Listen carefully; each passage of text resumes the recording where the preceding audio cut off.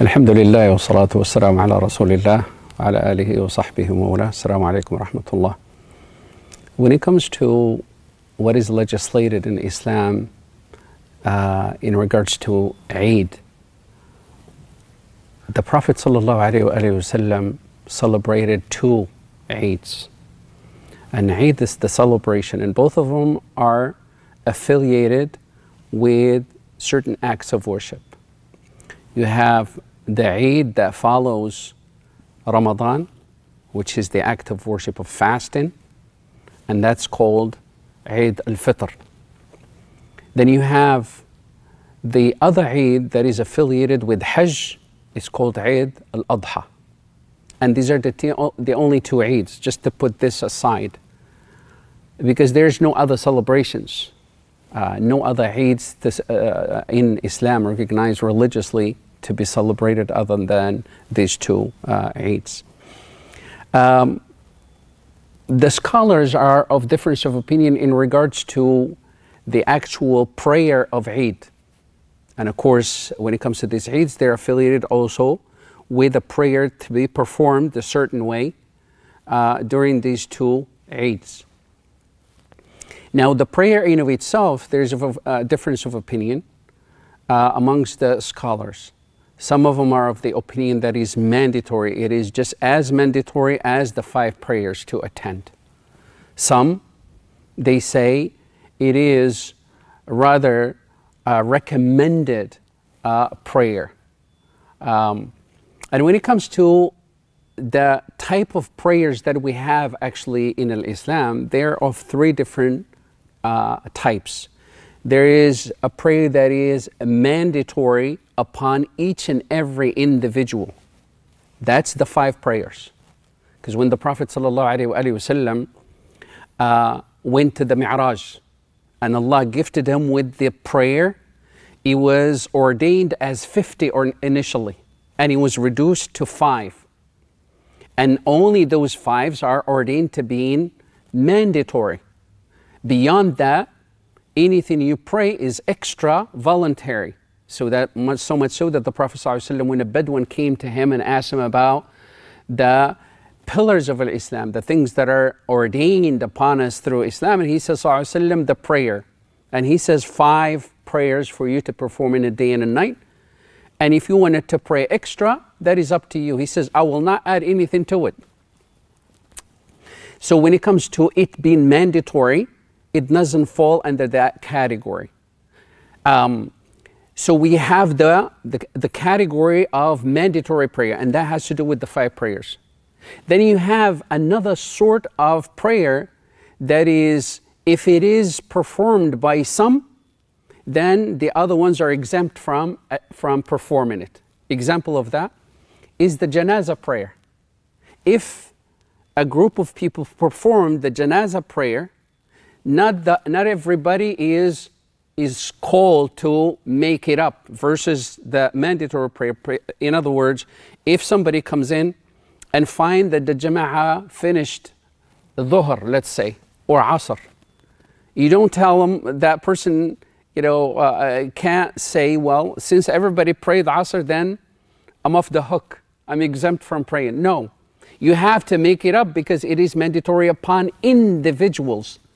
But there is a prayer that is mandatory upon a congregation, but should some members of the congregation perform that prayer, then the rest are exempt. And this is the example of janazah prayer.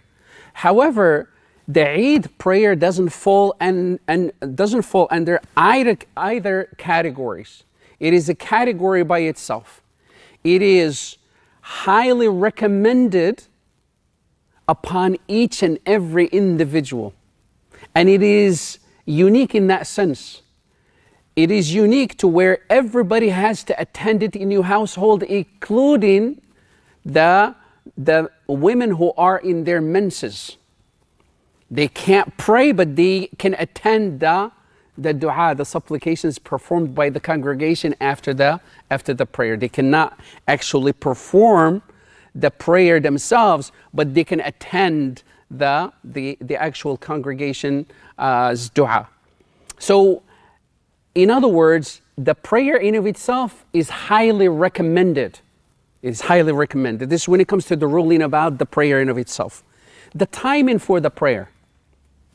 The timing is the same timing that the Prophet ﷺ designated for the duha prayer. And that is when the sun rises, about 15 minutes after the sunrise, he says, ﷺ, you wait until the sun rises about the length of an arm length up in the horizon. Then you can pray. That's the beginning of the duha prayer. And so is for Eid prayer. And it ends by the time of dhuhr comes in. Right before dhuhr time comes in, that's the end of the duha prayer, and so is for the Eid prayer as well. So this is when it comes to the timing. When it comes to some of the etiquettes to uphold that are also highly recommended before you attend the Eid prayer is the ghusl. The ghusl that is so highly recommended every Friday applies also to the Eid.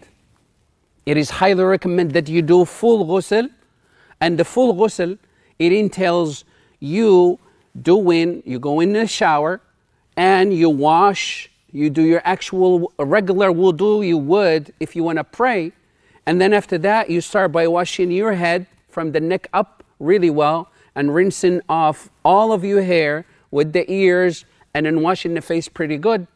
Then you split your body to two sides, two parts, the right part and the left part. Start with the right one and wash all the way down, and then your left side, back and forth, all the way down. And of course, you soap yourself really well, and then you wash off all of your body. This is called ghusl, a full body ghusl. This is highly recommended during or prior to going out for Eid prayer. Also, you wear the best of your clothes and you wear the fragrance you need. And the idea is to celebrate. So the celebration in regards to the thobe, the Prophet ﷺ for men, he says, sallallahu alayhi wasallam, try to wear white colors, he says, sallallahu alayhi wasallam. Because white colors, he says, alayhi salatu wasalam, for the look, they look very clean. And also they have a beautiful effect psychologically on the eye, on the heart. Looking at the white color, it brings about a sense of joy, a sense of calm, a sense of happiness when you wear white. And he says, ﷺ, wear the white and also use the white color as shroud to put in your kafan, as a kafan, to shroud your deceased. The dead, they need to be covered in white sheets. So this is when it comes to some of the etiquettes about the Eid prior to going to Eid. Inshallah ta'ala, we'll cover also few other etiquettes in regards to Eid. وصلى الله وسلم على النبي محمد والحمد لله رب العالمين.